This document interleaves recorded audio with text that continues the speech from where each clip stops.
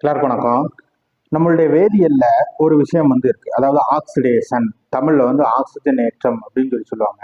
ஆக்சிஜனேற்றம் அப்படின்னா டெக்னிக்கலி என்ன அப்படின்னா, ஒரு பொருள் இருக்கு, அந்த பொருள்ல ஆக்சிஜன் கூடுதலா சேருது. ஆக்சிஜன் சேர்ந்துச்சு அப்படின்னா அது ஆக்சிஜன் அதிகமானதா மாறும்.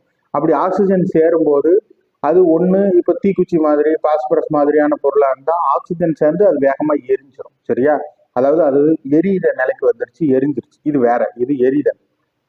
இதை கம்பஷன் ஆங்கிலத்தில் சொல்லுவோம். ஆனா ஆக்சிஜன் மட்டும் உள்ள சேர்ந்துகிட்டே இருக்கு. அது அதனுடைய தன்மை மாறி ஆக்சிஜன் அதிகமான ஒரு பொருளா மாறிடுது.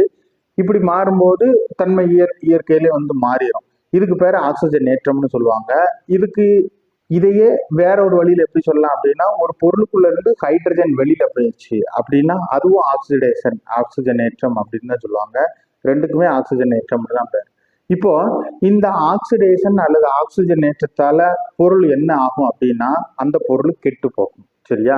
அதாவது ஒரு ஆப்பிளை வெட்டி வைக்கிறோம், அந்த ஆப்பிள் மேல ஒரு மாதிரி கொஞ்ச நேரத்துல ஒரு மாதிரி என்ன ஆகுது, ஒரு அழுக்கு படிஞ்ச மாதிரி, இரும்பு கலர்ல படிஞ்ச மாதிரி ஒன்று படியுது.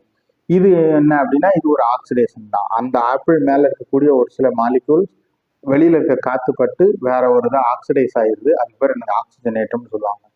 சித்த மருத்துவத்தில் இருக்கக்கூடிய ஒரு சில பொருட்கள், ஒரு சில இலை, ஒரு சில கிழங்கு, இந்த மாதிரி இதை காய போடும்போது வெயில்ல ரொம்ப நேரம் போடக்கூடாது. அதாவது காலையில உள்ள வெயில்ல 6 மணி 7 மணில இருந்து 12 மணி வரைக்கும் வெயில்ல போடலாம். அதுக்கப்புறம் இருக்க வெயில்ல போடக்கூடாது, எடுத்துடணும். சரியா? எல்லா பொருளுக்கும் கிடையாது, ஒரு சில பொருளுக்கு. அதுக்கப்புறம் இருக்கிறதுல போட்டா என்ன ஆகும்னா, அதுல இருக்க ஒரு சில பொருள் ஆக்சிஜனேற்றமாகி ஆக்சிடைஸ் ஆகி என்ன ஆயிரும், அது வெளியில போயிடும், அது வேஸ்டா போயிடும். அதாவது அது நமக்கு கிடைக்காம போயிடும், எவாபரேட் ஆகி வாயுவாகி போயிடும். அதே மாதிரி இப்போ ஒரு சில பொருள், உதாரணத்துக்கு சாப்பாடே எடுத்து வச்சுக்கோங்களேன், வெளியில எடுத்து வைக்கிறோம், காத்து படுற மாதிரி திறந்து வச்ச மாதிரி இருந்துச்சு அப்படின்னா ஆக்சிஜன் பட்டு பட்டு பட்டு அது என்ன ஆயிடும், சீக்கிரம் ஒரு மாதிரி கெட்டு போயிடுது. சரியா? நொசன்னு போயிடுது. இதுவும் என்னதுதான், ஆக்சிஜனேற்றம் தான். இந்த ஆக்சிஜனேற்றம் ஆகக்கூடிய ஒரு பொருள் சீக்கிரமா அது அதனுடைய காலத்தை இழந்துடும், அது வயசாயிடுது அப்படி வச்சுக்கோங்க. அது கெட்டு போயிடுச்சு. நம்ம பொருளுக்கு கெட்டு போயிடுச்சுன்னு சொல்லுவோம். ஆப்பிளோ இல்ல அரிசி சோறோ இந்த மாதிரியான பொருள் கெட்டு போயிடுச்சுன்னு சொல்லுவோம். இதே ஆக்சிடேஷன் அப்படின்றது நம்ம உடம்புக்குள்ளேயும் நடக்கும். ஒரு பொருள் நம்ம உடம்புல இருக்கக்கூடிய செல்லு, இந்த இடத்துல இந்த செல்கள் அதிகமா ஆக்சிஜனை பயன்படுத்த, அதிகமா அது ஆக்சிஜன் ஆகும்போது, ஆக்சிஜன் கிடைக்கும் போது அந்த இது என்ன ஆகும் அப்படின்னா சீக்கிரமா வயதான தோற்றம். அதாவது செல்கள் எல்லாம், ஒரு செல்லுக்கு ஒரு 5 வருஷம் ஆயுள் அப்படின்னு சொல்லி இருந்தது அப்படின்னா, நம்ம உடல்ல இருக்கக்கூடிய செல்கள் ஒரு குறிப்பிட்ட லெவல் வரைக்கும் திரும்ப திரும்ப ரீசைக்கிள் ஆகி புதுப்பிச்சுக்கிட்டே இருக்கும். அப்போ அந்த புதுப்பிக்கிற வேகம் ரொம்ப அதிகமா இருக்கு அப்படின்னு வைங்களேன். அப்போ அதிகமா இருக்கு அப்படின்னா நம்மளுடைய உடலுடைய மொத்த ஆயுளே குறையும். அப்போ அந்த ஆக்சிடேஷன் என்ன செய்யக்கூடாது, வேகமா நடக்கக்கூடாது. ஆக்சிடேஷன் ஸ்லோவா நடக்கணும். ஆக்சிடேஷன் ஸ்லோவா நடக்கணும்னா அதுக்கு தான் ஆன்டி ஆக்சிடென்ட் அப்படின்ற ஒரு பொருள் இருக்கணும். இந்த ஆக்சிடென்ட் அப்படின்றது ஒரு சில வேதியியல் பொருட்கள், ஆக்சிஜனேற்றத்தை தூண்டக்கூடிய ஒரு சில காரணிகள். இந்த ஆக்சிஜனேற்றத்தை தூண்டக்கூடிய காரணிகள் ஆக்சிஜனேற்றம் நடக்கிற வேலையை வேகப்படுத்துது அப்படின்னா, ஆன்டி ஆக்சிடென்ட் அப்படின்ற அந்த வேதிப்பொருட்கள் என்ன பண்ணோம்னா ஆக்சிஜனேற்றம் நடக்கிற வேகத்தை குறைக்கும்.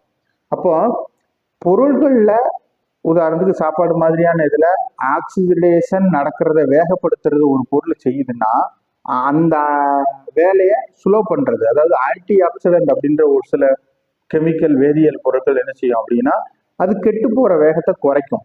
இதே ஃபார்முலா தான் நம்மளுடைய உடம்புக்கும். உதாரணத்துக்கு ஒரு கேசரி செய்யறீங்க, இப்போ சாப்பாடு செய்யறது வேற, அதே ரவை அதே அரிசி இந்த மாதிரியான இதை கேசரியா செஞ்சு வைக்கும் போது நெய் நிறைய சேர்த்து போட்டோம் அப்படின்னா நெய்யில அதிகமான ஆன்டி ஆக்சிடென்ட் இருக்கு. இந்த ஆன்டி ஆக்சிடென்ட் என்ன பண்ணும் அப்படின்னா அந்த சாப்பாடு, அந்த கேசரி கெட்டு போற வேகத்தை தள்ளி போடும், டிலே பண்ணும். அப்போ அதாவது முழுசா கெட்டு போகாம வைக்க அப்படின்னு கிடையாது, அதுவும் ஒரு கட்டத்துல கெடும், ஆனா கெட்டு போற வேகத்தை தள்ளி போடுது. இந்த மாதிரியான ஆன்டி ஆக்சிடென்ட்டை நம்ம பொருட்களுக்கு சேர்க்கும்போது என்ன ஆகும், அது கெட்டு போற வேகம், அது ஆக்சிடைஸ் ஆகுற வேகம் குறையோ, ரொம்ப அதனுடைய ஆயுள் நீட்டிக்கப்படும். இதே நெய் மாதிரியான பொருட்களை நம்மளுடைய உடம்புக்கு நம்ம எடுத்துக்கிடும் போது என்ன ஆகும் அப்படின்னா நம்மளுடைய உடம்புல செல்களும் ஆக்சிடைஸ் ஆகி அது ஏஜ் ஆகுதுன்னு சொல்றோம்ல, அந்த வேகத்தையும் இந்த ஆன்டி ஆக்சிடென்ட் மாதிரியான பொருட்கள் குறைக்கும். இப்போ இந்த ஆக்சிடேஷனுக்கு இப்ப நான் ஏற்கனவே சொன்னோம்ல ஒரு சில உதாரணம், இந்த ஆப்பிளை வெட்டி வைக்கிறது, இது மாதிரி வேற உதாரணம் என்னதுன்னா பால் தயிரா மாறுறது, இந்த மாதிரியானதும் ஆக்சிடேஷன்ல வரும். இதுல வந்து ரெண்டு விதமா தனித்தனியா புரிஞ்சுக்கிறணும். ஆக்சிடேஷன் அப்படின்றது ஆக்சிஜனேற்றம், இது ஒரு மாதிரியானது. இது எதனாலலாம் நடக்கும் அப்படின்னா, ஒரு வெப்பத்தால நடக்கணும், இல்ல ஆக்சிஜன் அதிகமா இருக்கிறதால நடக்கணும், இல்ல லைட் படுறதுனால நடக்கணும். இந்த 3 காரணங்கள். இப்போ நம்ம மாவை அரைச்சி கிராமங்கள்ல எல்லாம் பாத்தீங்கன்னா, மாவை அரைச்சி புளிக்கிறதுக்காக வெயில்ல தூக்கி வைப்பாங்க. அப்போ அது வேகமா புளிக்கும். அந்த சூரியனுடைய ஹீட் இருந்துச்சுன்னா அது வேகமா நடக்குது. முழுக்க முழுக்க பால் தயிரா மாறுறதையோ இல்ல மாவு புளிக்கிறதையோ ஆக்சிடேஷன் மட்டும் அப்படின்னு சொல்லிட முடியாது. ஆக்சிடேஷன் வந்து வெப்பம், சூடு, ஆக்சிஜன் அதிகமா கிடைக்கிறது இதனால நடக்கும். ஆனா பால் தயிரா மாறுறது, மாவு புளிக்கிறது எல்லாம் ஆக்சிடேஷனும் இருக்கு. அதுல இன்னொன்று நொதித்தல் அப்படின்ற ஃபெர்மெண்டேஷன் அப்படின்ற ஒரு விஷயமும் வந்து இருக்கு. அதனால முழுக்க முழுக்க அதை அப்படி சேர்க்க முடியாது. ஆனா ஆக்சிடேஷன் அப்படின்னா என்னது? ஒரு பொருளுக்குள்ள ஆக்சிஜன் அதிகமா சேர்ந்து, அதாவது திறந்து வைக்கும்போது ஆக்சிஜன் அதிகமா சேர்ந்து அது என்ன செய்யுது? அது கெட்டு போகுது. கிட்டத்தட்ட அப்படிதான் அர்த்தம். அது ஆக்சிஜன் அதிகமான ஒரு பொருளா மாறும்போது அதனுடைய ஆயுள் வந்து குறைக்கப்படுது. இந்த ஆயுள் குறையக்கூடிய அந்த ஆக்சிடேஷன் நம்ம உடம்புலையும் சரி மற்ற பொருட்கள்லையும் சரி அதிகமா நடக்காம வேகமா நடக்காம பார்த்துக்கிட்டோம் அப்படின்னா நம்மளுடைய ஆயுள் வந்து நீட்டிக்கப்படும். அதாவது நீளமான ஆயுள் வந்து வாழ முடியும். இத நம்ம சொல்றோம். அதாவது இன்னைக்கு இருக்கக்கூடிய நவீன விஞ்ஞானம் இந்த ஆக்சிஜன் உள்ள போறது தான், அதனால இது இப்படி மாறுது, இந்த விஷயங்கள் எல்லாம் அக்குவேற அணிவேற பிரிச்சு வச்சிருக்கு.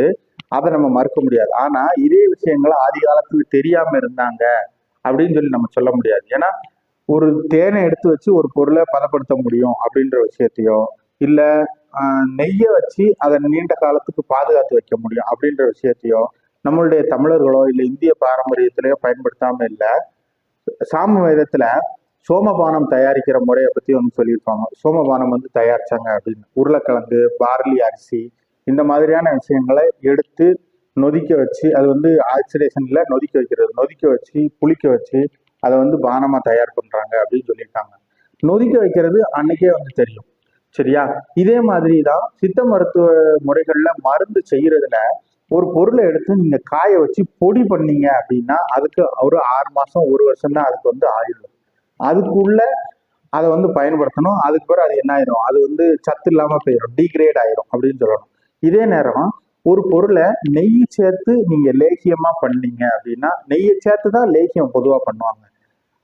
நெய் சேர்த்து லேகியமா பண்ணீங்கன்னா அதனுடைய ஆயுள் 2 வருஷம் ஆயிடும். அதாவது மருந்துக்கே பாருங்க, நெய் வந்து ஒரு ஆன்டி ஆக்சிடென்ட். அந்த ஆன்டி ஆக்சிடென்ட் அதுல சேரும் போது அதனுடைய ஆயுள் நீட்டிக்கப்படுது.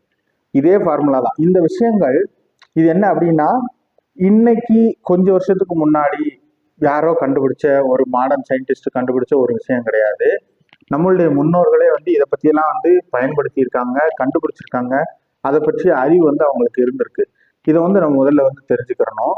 அப்போ ஆக்சிடேஷன் ஒரு பொருளை ஆக்சிஜன் ஏற்றி கெட வைக்கிறது. ஆன்டி ஆக்சிடென்ட் அதை அப்படியே ரிவர்ஸ் பண்றது. இது அதாவது நடந்த அப்புறம் ரிவர்ஸ் பண்ண முடியாது, நடக்காம தடுக்கலாம். சரியா? அதுதான் வந்து என்னது ஆன்டி ஆக்சிடென்ட்டோட வேலை. ஆன்டி ஆக்சிடென்ட் எங்கெல்லாம் கொண்டு வரமோ அங்கெல்லாம் வந்து என்ன செய்யும்? அந்த அந்த பொருள் ஆக்சிடைஸ் ஆகுறத குறைக்க முடியும், தடுக்க முடியும். இப்போ இதே ஃபார்முலா வச்சுக்கு நம்ம உடம்புக்குள்ள போட்டால் என்ன செய்யலாம்? நீண்ட ஆயுளுக்கு வந்து வாழலாம். இந்த முறைகள் எல்லாம் சித்தர்கள் வந்து பண்ணியிருக்காங்க, அதை வந்து பயன்படுத்தியிருக்காங்க.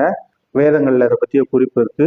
சரி, தொடர்ந்து வேற விஷயங்களை வந்து அடுத்த பகுதியில் வந்து பார்ப்போம். இந்த வீடியோ நல்லா இருந்துச்சுன்னா லைக் பண்ணுங்க, ஷேர் பண்ணுங்க, கமெண்ட் பண்ணுங்க. நன்றி.